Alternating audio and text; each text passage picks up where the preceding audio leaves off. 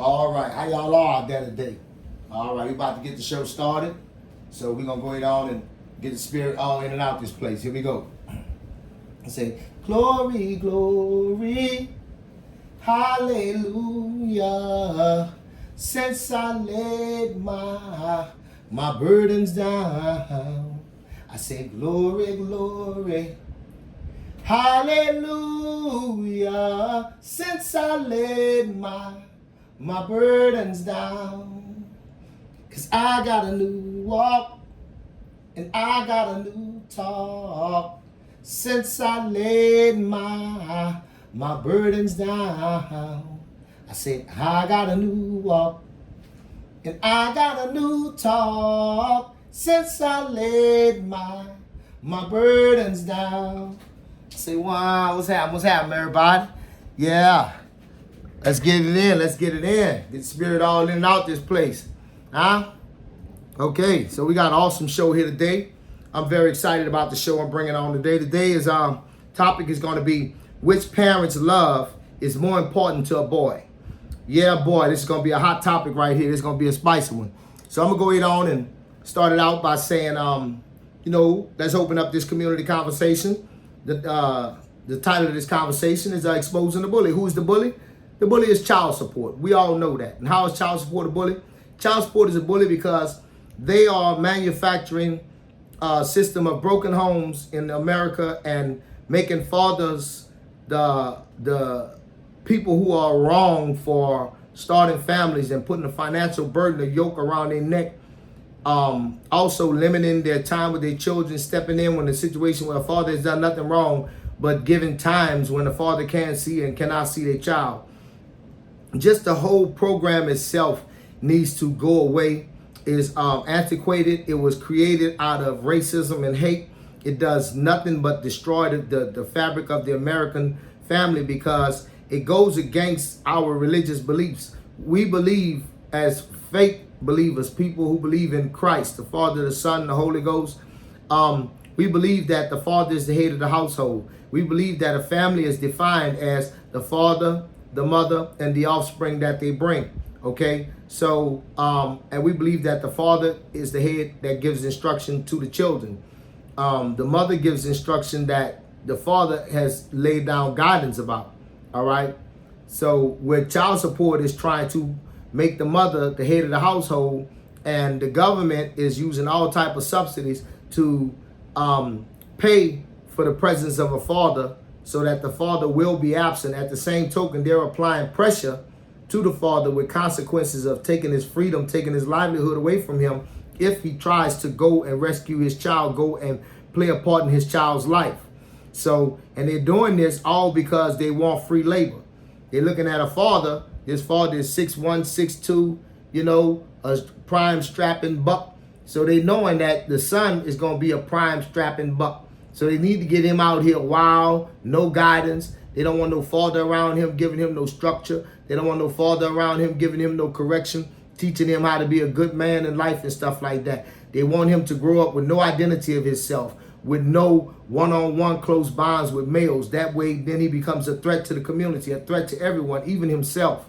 Okay? Child support, the attorney general, they all know this. They're all in cahoots with this, all right? They know that these will be the outcomes if they do what they're doing, and they expect these outcomes. Now, as we getting into it, I want to talk about a little something that I heard. This foolish statement, gender stereotype, right? And so I was looking at ABC Channel 7 Eyewitness News, and the male on the television said that the hardest thing, and this male, I'm not sure, but he appeared to be a homosexual male. He said the hardest thing is going to be to remove the male stereotype that he is supposed to be the provider for the home. So you have a homosexual on TV speaking outright about their agenda, and he's saying that they want to erase the gender roles because they don't want men to feel like you are obligated to go out and be a provider for your family. They want to erase that gender stereotype, okay, which is the natural order of things, okay? And then the female spoke about that she had tried to be a stay-home mother for 2 years and that it was too hard. So she decided to go back to work. And the female was the one who was saying that the ladies are the breadwinners and they should think about prenups. And the man was speaking about the fathers who are not the breadwinners but stay-home dads who cook and clean and take care of the house. And I was just like, wow. On the evening news, ABC 7 Eyewitness News, the female is talking about prenups and being the major breadwinner for the family, and the male is talking about being the stay-home parent who cooking and cleaning and taking care of the children, and that it's a gender stereotype for men to want to be the provider for the family. That is a direct frontal assault. This is news, ABC News, Eyewitness News, that wherever they are, Channel 7, these people are this is what they have to accept. This is what the children and everybody are being exposed to. Okay? What do you mean, a gender stereotype? I was put here to protect and provide. They are going against our very beliefs. And we have to get smart and say, no more. And let me tell you something. If somebody walk up to you and they trying to hurt you, you'll fight back. So if somebody is trying to destroy the Lord's creation, you better be ready to fight back. You understand me? You better be ready to fight back. This ain't cause for no, we gonna bust a note. All right? This is action. Okay? We want traditional marriage removed from the court system, okay, and put back in the house of the Lord. You understand me? Okay? And we want all issues, counseling and everything to be done in the house of the Lord. No more putting traditional marriage, which is something that is our religious belief, in the correctional facility. Because there is no forgiveness in the correctional facility. And this is our religious belief. And you're destroying the very fabric of what made this country great, the family. The family order, the family pride, the family unity.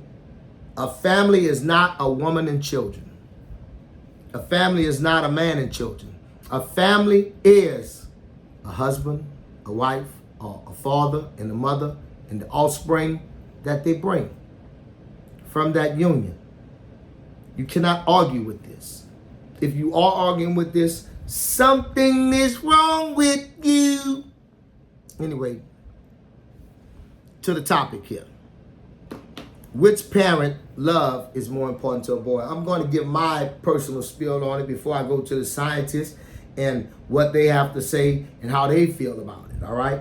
So my personal opinion from my experience is this, that a father's love to his son is more important than a mother's love to his son, to her son, because a father can give a son identity of oneself. Because he's a male, then the boy is a male. The father can identify and understand things from a male's perspective, okay, and have been a boy. The mother has never been a boy before. The father is going to do boy things and be into boy things and then male things. All right? The things that it takes to provide a home that the mother is sitting safe in. So she don't know how to build that because that is being provided for her.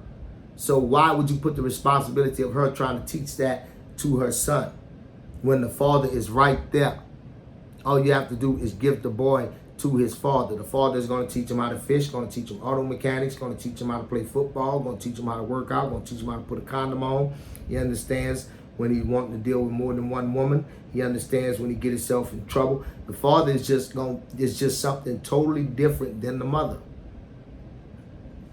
But that first building block, that first stage that he needs is so crucial. Is identity of oneself, is a connection with oneself. You can only get that from father. The leader, the ruler, the emperor, the thing. Anyway, so we're going to look at how important is a father in a boy's life. Okay? Because, I believe that a father plays a role that's irreplaceable, and especially the biological father. Okay?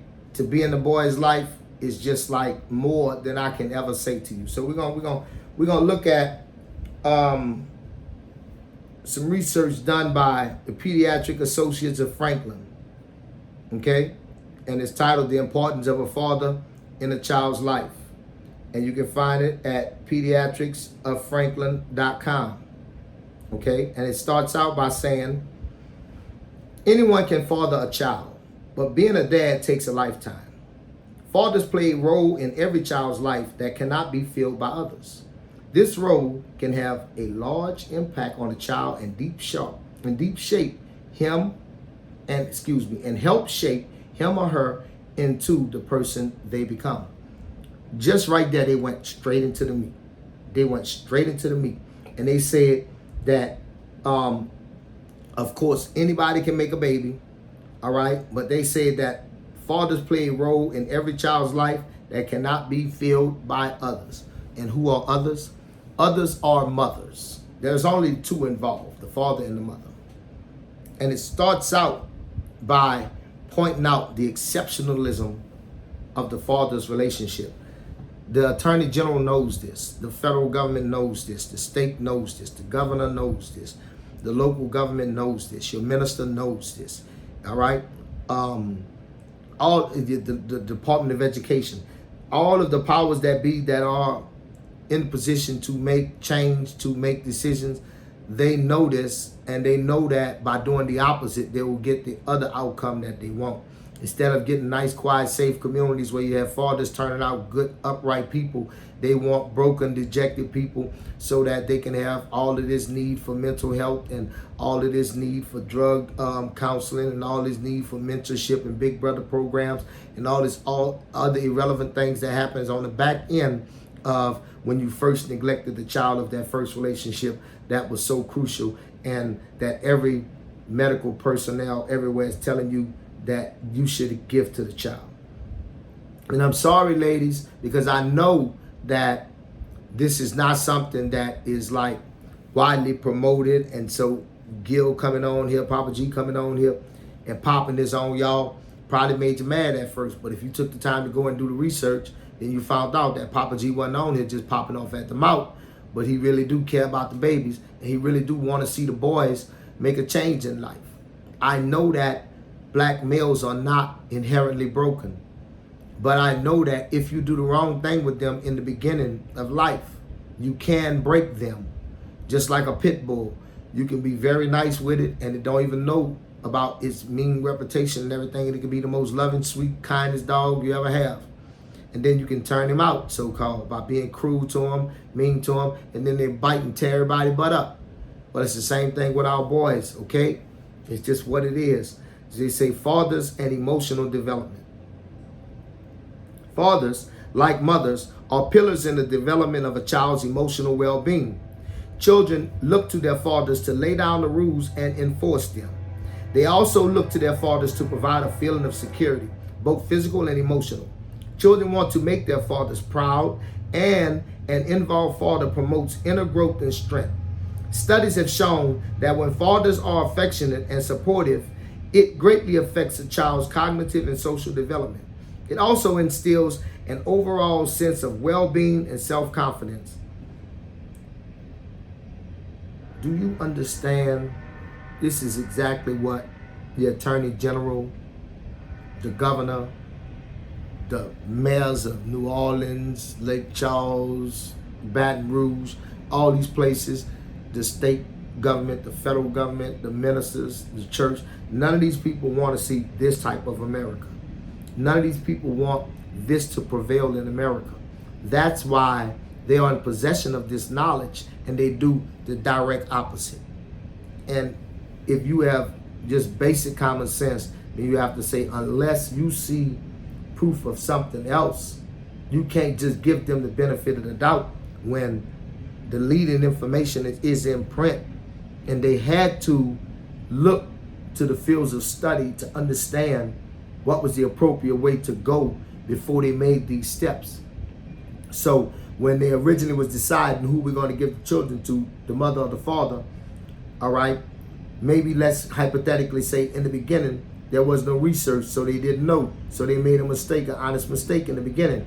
But then after 10 years, 15, 20 years, 30 years, you have enough research to say, okay, we have done this wrong, and the wrong thing is to give the children to the mother. So we're going to reverse this in society, and we're going to do right. Just like at one point in time, a 30-year-old man could marry a 16-year-old girl, nobody frowned on it. But in today, we have evolved to the point to where that man will go to jail. All right? Well, that's the same way we have to evolve with this. And we have to say, once upon a time, we used to just give the children to the mother. That caused a destructive society. That caused people to not be safe. That caused crime to run rampant. But when we reversed and started to do the right thing with the family structure, our societies became more civil. Our schools became more learned. You know, our children became more mannerable. Teenage pregnancy started to come under some type of realistic control. You know what I'm saying? And these are the things that they don't want in society, because they have all these institutions to fix all of the problems that they create on the front end. And so if you go and fix it on the front end, then that means that all these people that's getting business off the misery and the brokenness that's going on is going to go out of business. And they're not going to let you do that because it's too much money. So I'm going to be making these arguments until the day I die. And hopefully we will have gotten a petition together. We will have caused a great fight. This will be a great ruckus, and I won't go to my grave with this unrealized. But if I do go to my grave with this unrealized, I can at least be satisfied in the issue of knowing that it is a national fight. Okay? So it's just, I got to keep going. Fathers set the bar for relationships with others. Fathers not only influence who we are inside, but how we have relationships with people as we grow. The way a father treats his child will influence what he or she looks for in other people. Friends, lovers, and spouses will all be chosen based on how the child perceives the meaning of the relationship with his or her father. The patterns a father sets in the relationship with his children will dictate how his children relate with other people. This is so true. 1,000,000% true.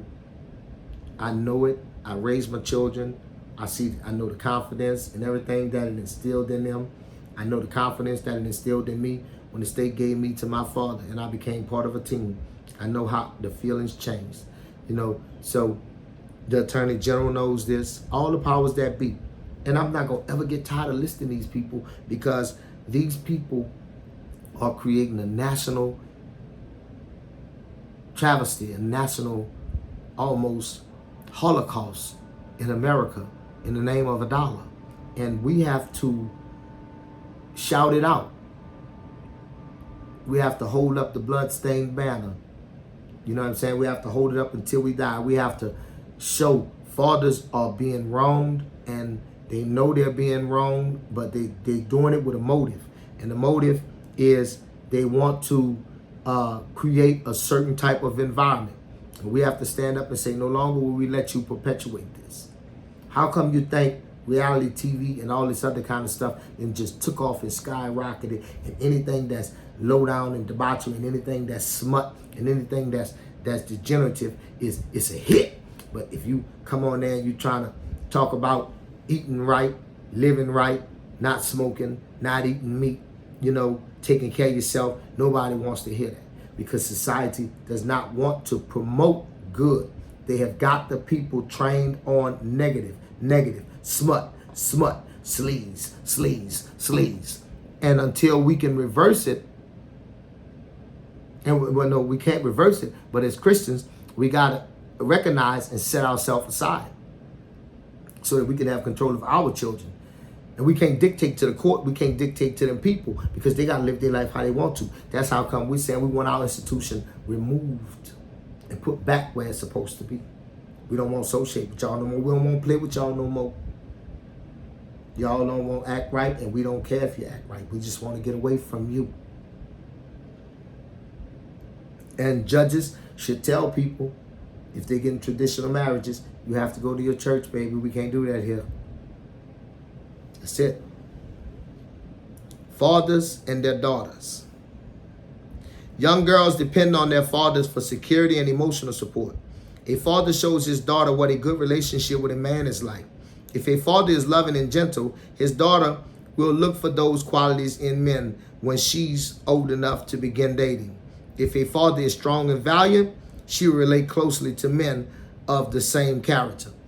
And if she don't never see no father, then she don't know what kind of man to relate to. Time and time again, the father's role is just invaluable. Fathers and their sons. Unlike girls who model their relationship with others based on their father's character, boys model themselves after their father's character. Boys will seek approval from their fathers from a very young age. As human beings, we grow up by imitating the behavior of those around us. That's how we learn to function in the world. If a father is caring and treats people with respect, the young boy will grow up much the same. When a father is absent, young boys look to other male figures to set the rules for how to behave and survive in the world. And the attorney general, the governor, the police, them dirty ass judges, the nasty Department of Education, the filthy federal government, the low down local government, this is what they want. This is what they banking on. This last thing what I just read. They banking on these young people banding together to try and figure it out with no clue how to figure it out, so that they can make a bunch of mistakes and all be water to stake free labor. It's a setup. A cold, dirty, nasty setup. And we have to say, child support, go back to the hell from which you crawled out of. We will no longer participate with you and allow you to use our babies as free labor, cannon fodder for the system. No, no, no, no. We have to turn our back on the child support system. Please, if we want to survive in this country, we have to turn our back on the child support system. So as we're moving on, we're going to keep examining this situation. All right. We just finished talking about, we just finished talking about the importance of a father in a child's life, right? So then we move on and we say, what happens to a boy that grows up without his father? All right. Well, what happens to a boy who grows up without his father is this young man has to figure everything out for himself. And doing everything by trial and error is going to guarantee that you do just about everything wrong. The only thing you're going to do right is breathe. Real talk. Real talk. I know from experience that you have to lead, influence, and direct your children until they get aggravated and start snapping back at you, telling you they haven't. And then when you look, they have completed everything they need to do, and it really is overkill and time for you to shut the F up. For real. Sometimes it's at 22, sometimes it's at 26, sometimes it might be at 30. It depends on your child's development. And I know I taught my butt off. But I know that really I felt comfortable with them at like 24. But I was totally comfortable at 26 that I could rest my head on the pillow and I wouldn't get that phone call. Okay? Because this is what we all are afraid of. So that's what happens to a boy who grows up without a father. And so then what we'd say is, well, what are the consequences? Right? So I just told you my little spiel on what happens to a boy who grows up without a father, but let's see what studies have to say. All right, studies say that, as supported by data, children from fatherless homes are more likely to be poor, become involved in drug and alcohol abuse, drop out of school, and suffer from health and emotional problems.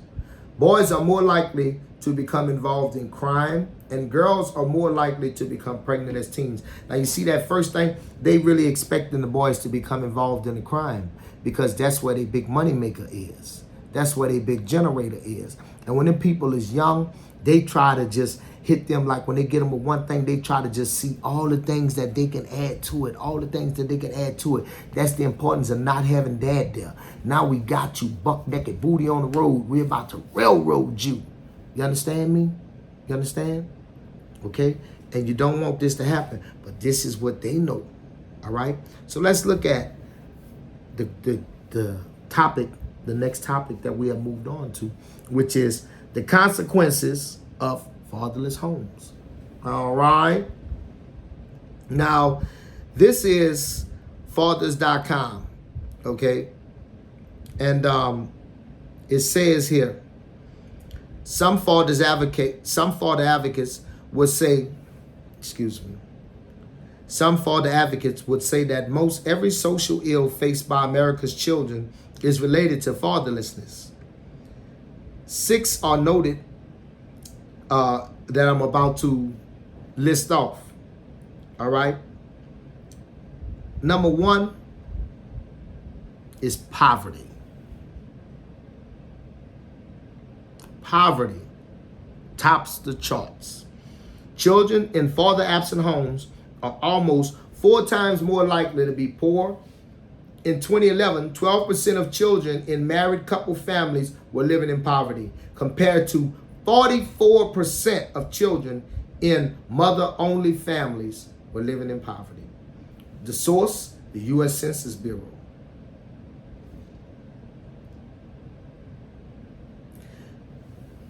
I mean, like the great Kevin Samuels said, you can't make this shit up. The Attorney General, the Governor, the Department of Education, your minister, the Corrections Department, they all in cahoots on this. The federal government, the local government, they all in cahoots on the poor and the middle class Americans to do this to them so that they can have control, and is ultimately so they can have free labor and keep perpetuating the system that they're using so that the rich can keep on just enjoying having heaven on earth. Okay? I'm not crazy either. Children living in female-hated families with no spouse present had a poverty rate of 47.6%, over 4 times the rate in a married couple. The source, Department of Health and Human Services. Huh? Ain't that where you get your food stamps at? And that's what they said. This the people that's giving you the stamps, saying children living in female-headed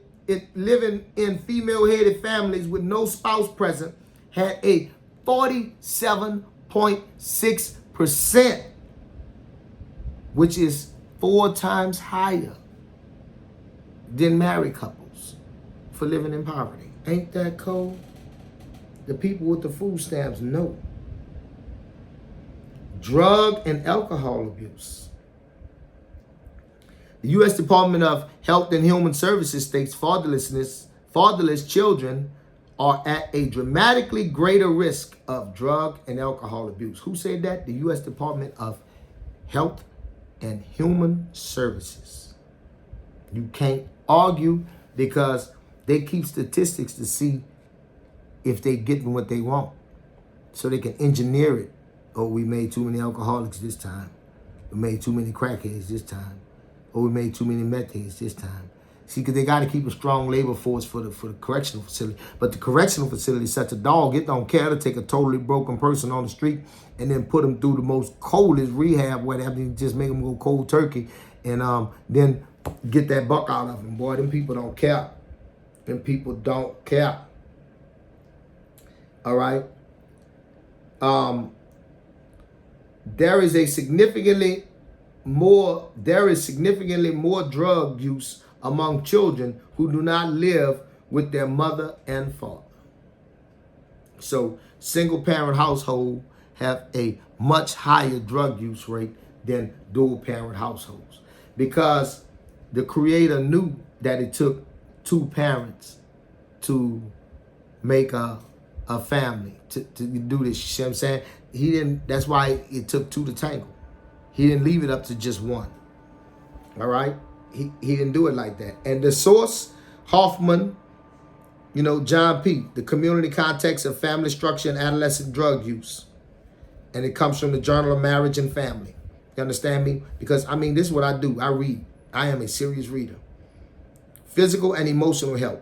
A study of 1,977 children aged 3 and older living with a residential father or father figure that found children living with married biological parents had significantly fewer externalizing and internalizing behavior problems than children living with at least one non-biological parent. That was 1,977 children at the age of 3. This is what they know. They know what condition to put them in at 3 years old. At 3 years old, to get the outcome that they want to get, because they know the effects of removing the father, even keeping the father away from the child as far as infancy to the first grade, has lifetime damaging effects. They know this. They say it boldly. You understand me? So let's just move on, because like you say, you can't make this shit up. You cannot. This shit is in print. All right? Children in single parent homes are more than twice as likely to commit suicide. Serious? And don't say nothing to me, because the source is The Lancet. All right? January 25th, 2003. Guliana Ringbach, Withoff, MD. The Center for Epidemiology, the National Board of Health and Welfare, Stockholm, Sweden. Irvin Sandler, PhD, Professor of Psychology and Director of the Prevention Research Center, Arizona State University. Tempe, Douglas G. Jacobs, MD, Associate Clinical Professor of Psychiatry, Harvard Medical School, and the founder and director of the National Depression Screening Program. All right, and I can go on and on with other people that are standing behind this body of work that I just said. Okay, so it's beyond any shadow of a doubt that our government has instituted a program to basically keep the middle class and poor people subjugated by destroying the family structure. And we have to stand up and fight for marriage, fight for fatherhood and father's rights. And if we don't understand that this is the civil rights issue of our time, and that we have to get father's rights established. Listen, ladies, we need your help. We need you to be on these petitions. We need you to be at these rallies. We need your support, because on side of every great man is a great lady. We cannot get this done without the help of our ladies. I need you to understand this, okay? I'm not going against you. I'm trying to inform and bring us together, because united we stand, divided we fall, all right? So this has been Papa G hollering at y'all. Thank you for taking time out of your day to listen to me. My cash app is $Gil Muse. I would like to take this time to shout out to great Kevin Samuels, the dearly departed. What a body of work you left. I'm so proud. I'm looking at it every day, and so thankful for it. I also like to thank to Miss Andrew Tate, the LaBeef Network, Just Pearly, Crimson Cure. You all are doing a wonderful job, and everyone in the manosphere that is trying to bring awareness to things should come into their natural order. So until next time, this Papa G saying I love you and I love everybody. Peace.